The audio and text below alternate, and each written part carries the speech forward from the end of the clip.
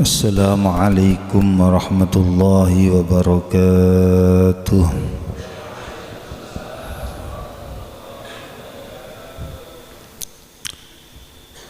Alhamdulillahilladzi nazzala al-Qur'an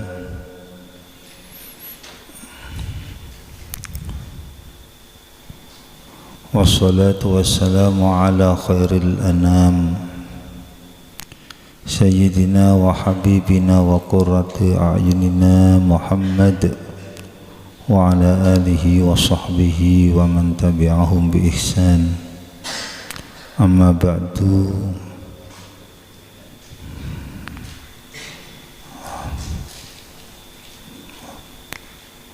Para masyayikh Pondok Pesantren Hidayatul Thullab ingkang kula mulyakaken, para penyorok Al-Qur'anul Karim ingkang kula mulyakaken,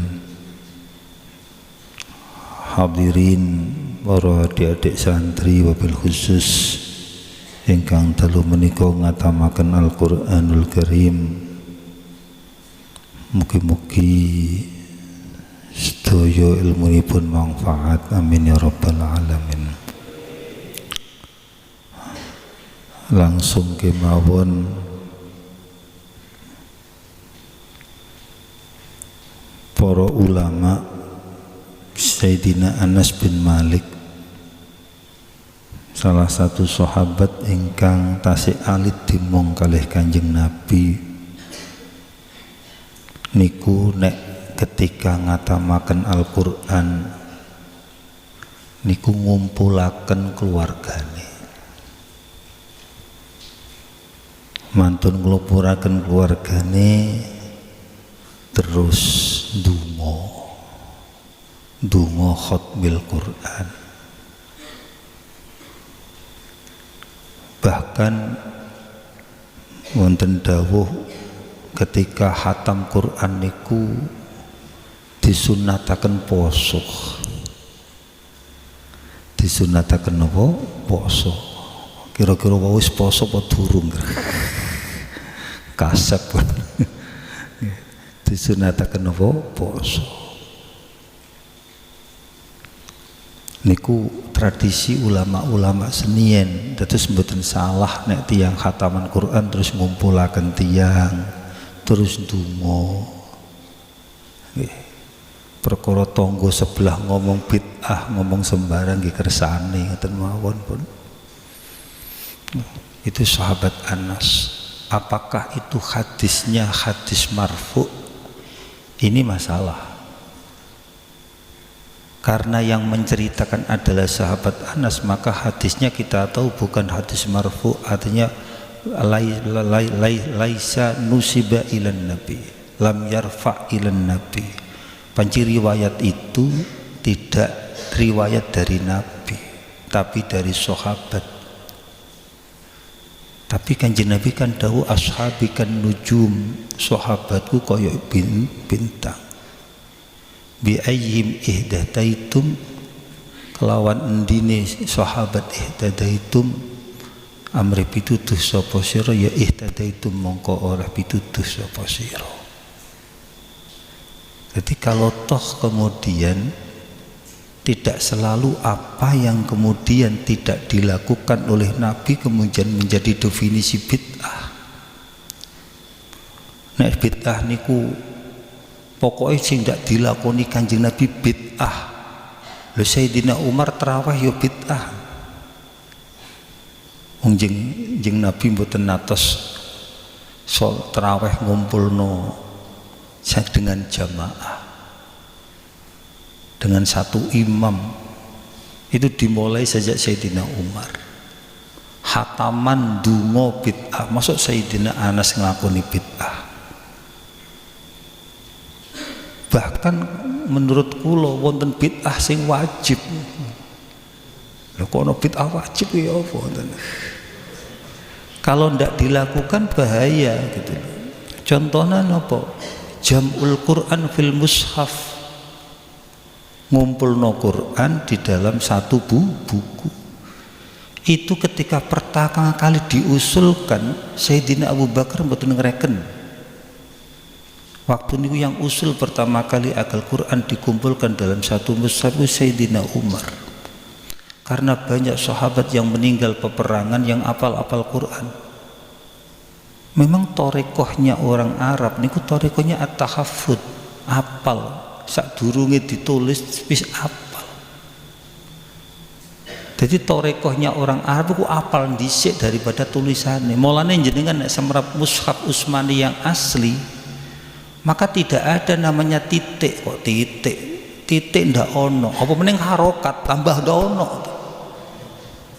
Jadi antara jim hak ho podo bak tak sak si podo tok dok podo kok sakit moco wis apal dhisik sadurunge moco ndak butuh tulisan wong Arab.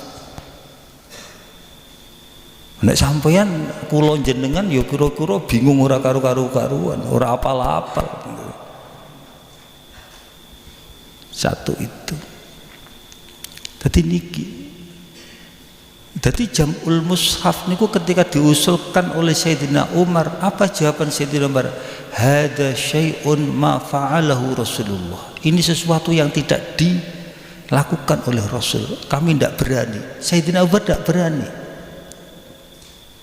Tapi kemudian terjadilah mushaf yang kemudian terkenal dengan mushaf Utsmani karena penyebarannya adalah pada saat Sayyidina Utsman memerintahkan, tapi pengusulannya sebetulnya mulai Sayyidina Abu Bakar baru terlaksana pengusulan itu Sayyidina Umar, baru terlaksana percetakan atau pembukuan dan menjadi mushaf ketika Sayyidina Utsman. Maka Sayyidina Utsman dan maka mushafnya terkenal dengan mushaf Utsmani.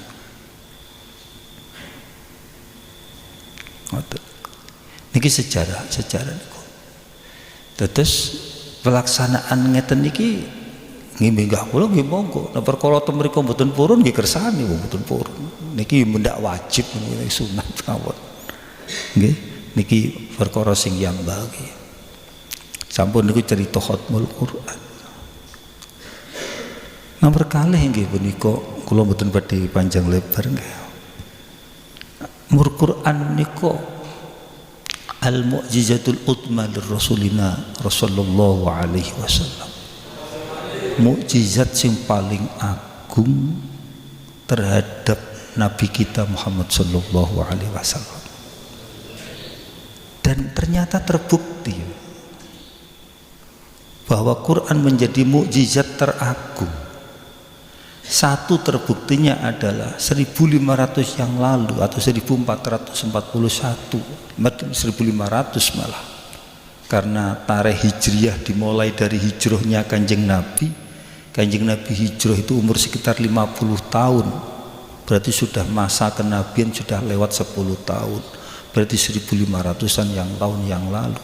Tantangan tentang pembuatan Al-Quran, qul fa'tu bi suratin min mislihi wad'u syuhada'akum min dunillahi in kuntum shadiqin, sampai hari ini tidak satu pun bisa mendatangkan satu surat yang minimal 3 ayat untuk menandingi Al-Quranul Karim. Sampai di ini tantangan itu masih terbuka. Qul fa'tu bi suratin min mislihi wad'u syuhada'akum min dunillahi in kuntum shadiqin. Ayo datangkan satu surat seperti Al-Quran. Kenapa surat dalam Al-Quran itu minimal 3? Napa sirine kok 3 surat itu? Karena tidak ada satu ayat di dalam Al-Quran yang terputus dari atasnya dan terputus dari bawahnya. Tidak boleh. Ayat Al-Quran menyendiri, tidak ada hubungannya korelasi antara atas dan bawahnya.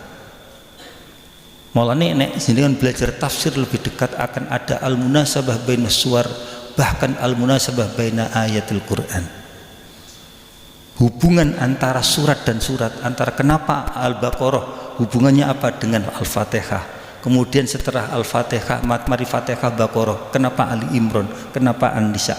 Semuanya ada munasabah kalau kita mau belajar. Tidak hanya sekedar membaca. Bahkan munasabah baina ayatul Quran, yaitu hubungan antara ayat satu dengan ayat Al-Quran, itu harus ada, tidak boleh terputus. Maka sirri rahasia kenapa surat Al-Quran itu minimal 3, karena tidak boleh satu ayat menyendiri, harus ada hubungan dengan atas dan bawahnya. Inilah niku. Maka tantangan ini kemudian nomor setunggal niku, bahwa tidak satupun sampai hari ini siapapun orangnya, baik orang Arab, baik apalagi orang bukan Arab, bisa membuat Al-Quran yang sehebat Al-Quran. Sampai hari ini tidak bisa. Maka Al-Quran bukan saged diterjemahno kaya kitab lain, maka haram menerjemahkan Al-Quran tok, wis keputusan ulama.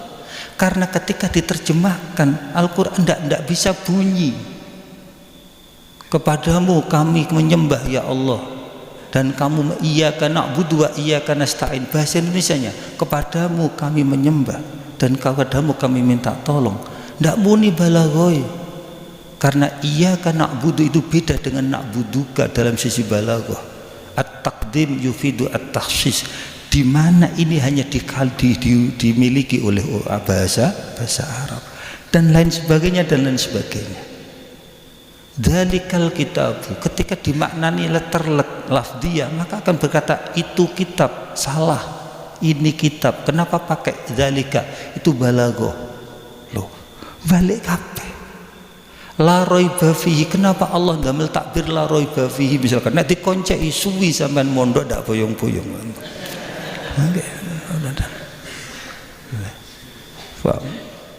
Kenapa kok ndak fihi raibun? Sebab kalau kata-katanya dibalik la fihi raibun, maka akan mengatakan khusus di dalam Al-Quran tidak ada keraguan, berarti di kitab lain ada ragu, bahaya. Maka Allah mentakbirkan la raiba fihi, tidak ada keraguan di dalam Al-Quran, dan juga tidak ada keraguan pada kitab-kitab yang lain bahwa itu adalah diturunkan dari Allah Subhanahu wa taala. Maka kita wajib iman pada kitab-kitab sebelum Al-Quran. Walaupun ada tahrif, ada perubahan, itu masalah lain, tapi harus kita iman terhadap kitab-kitab sebelumnya. Lah tidak boleh kemudian bahasanya dibalik la fihi raibun. Nek la fihi raibun, maka maknanya dalam balaghah khusus di dalam Al-Quran tidak ada keraguan, berarti kamu boleh ragu pada kitab yang lain, salah. Dan ini kalau diterjemah noto bahaya, maka akan menjadi kitab seperti Injil yang kemudian ono Injil Jawa, ono Injil Batak, ono Injil Itali, ono Injil Latin. Jadi Injil Jawa yo Jawa, dumateng Yesus ingkang minulya dan sebagainya. Batak punya Injil sendiri, Jawa punya Injil sendiri. Jawa pun beda antara Injilnya Jawa Wetan dan Jogja. Maka Anda akan bisa membedakan bagaimana ibadahnya orang GG Jawi, Jawi Wetan ya, namanya gereja Jawi Wetan dengan orang Jogja. Nah, Jogja mungkin ono nuwun sewune barang. Bismillahirrahmanirrahim. Ini tidak boleh kata. Maka Allah sudah mensiratkan dalam Al-Quran, menjelaskan inna nahnu nazzalna dzikra wa inna lahu lahafidun. Kami telah aku kata Allah telah menurunkan Al-Quran dan aku akan menjaganya. Maka sampai hari ini tidak satu pun kitab sing kena diapalno, dan banyak yang menghafalkan, bahkan anak yang 3 tahun sudah hafal 30 juz, kecuali Al-Quranul Karim. Banyak anak 3 tahun sudah hafal 30 juz. Nek sampean kan umur saat ini 30 juz, 30 durung karo hafal.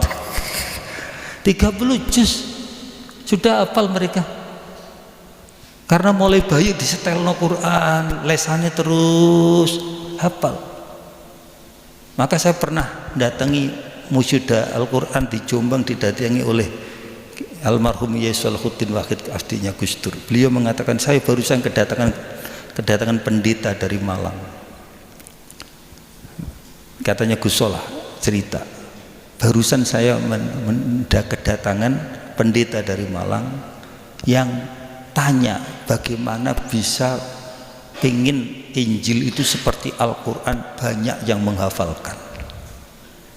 Caranya bagaimana? Pengen niru gitu loh. Moro teng Tebuireng karena Teburung punya pondok Madrasatul Quran yang memang menghasilkan hafid yang sangat banyak sekali, Madrasatul Quran. Pengen niru, tak pikir ya ndak bisa lah. Wong Injil itu wis terjemahan duduk teko Allah Subhanahu wa taala dihafalno. Saya punya Injil dulu itu. Waktu SMA punya Injil kulo nggak ada rencang satu kelas itu ada Kristen 3 di SMA negeri ini. Jenenge Leo Bagas kalih sing situ wedok jenenge napa ya. Apa Susilowati apa lali jenenge. Tapi yang paling terkenal saya terkenang dengan perempuan ini satu pertama waktu perpisahan mau kelas 3. Nir, saya celuk Munir. Apa kita tidak salaman? Waduh, ini korek corona ya.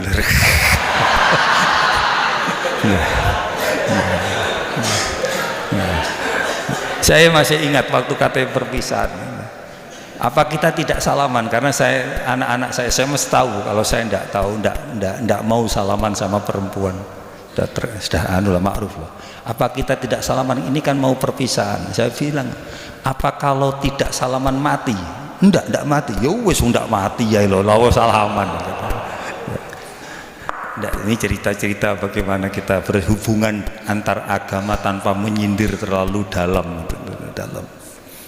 Tapi saya kalah dengan Bagas, orang Kristen.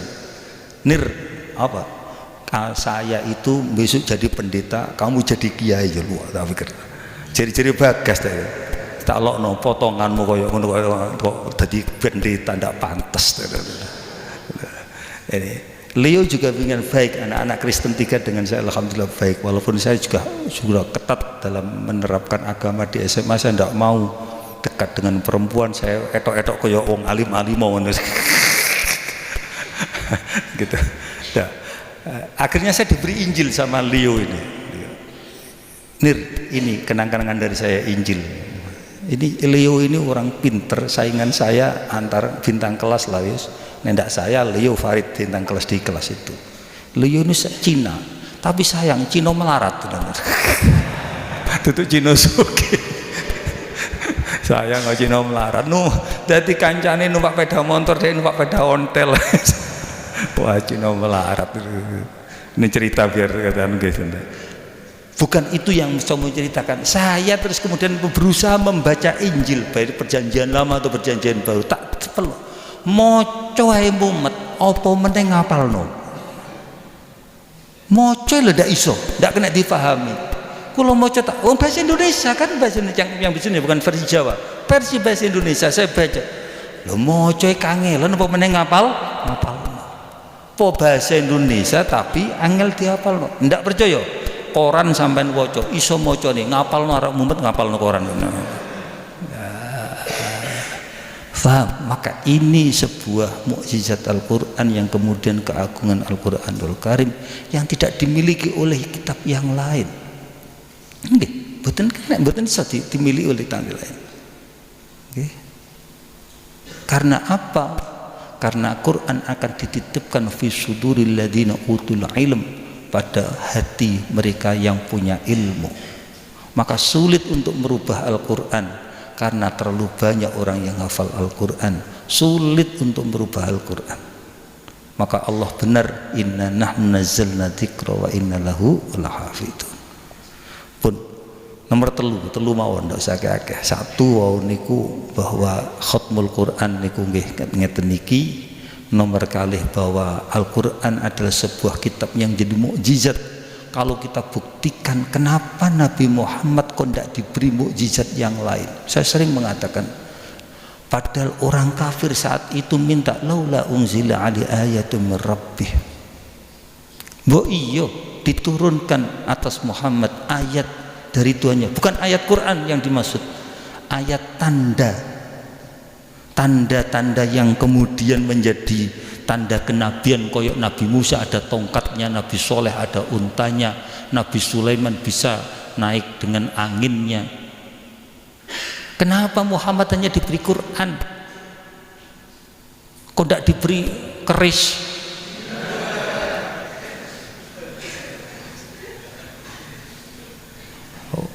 Itu menunjukkan bahwa umat Muhammad itu besok akan dibuka bukan karena sebab-sebab hal yang begitu, tapi umat Muhammad akan dibukakan pada umat Muhammad disebabkan oleh awal surat Al-Quran, yaitu Iqra bismi rabbikal ladzi khalaq. Apa Iqra? Keilmuan, membaca. Maka umat Muhammad tidak perlu angin koyok Nabi Sulaiman numpak sajadah, tidak perlu. Wis saiki wis iso umat Muhammad numpak apa lagi? Numpak nopo? Kan nekini Mekah wis mek 10 jam. Lebih dari Nabi Sulaiman. Nabi Sulaiman itu dalam wudu wa syahru wa rawahu wa syahrun. Anginnya Nabi Sulaiman itu pagi itu seperti perjalanan kaki 1 bulan. Perjalanan 1 kaki 1 bulan pundi mriki Jakarta tok mungkin 1 bulan melaku kaki mungkin, atau lebih pun melaku kaki 1 bulan. Itu berarti perjalanan mulai pagi sampai duhur. Nabi Sulaiman itu anginnya pagi sampai duhur itu hanya perjalanan 1 bulan jalan kaki, sampai pun tidak sampai Mekah, tidak cukup Mekah nih 1 bulan. Itu 1 pagi. Berarti saat niki boten itu pesawat biasa mawon saat niki 10 jam sudah sampai 9 jam sudah sampai Mekah. Loh, kalah kali umat Muhammad dibukakan atas Nabi Muhammad. Nabi Musa hebat dengan tongkatnya belah laut ber. Umat Nabi Muhammad tidak perlu belah laut dengan tongkat, cukup dengan keilmuan sudah belah Suramadu.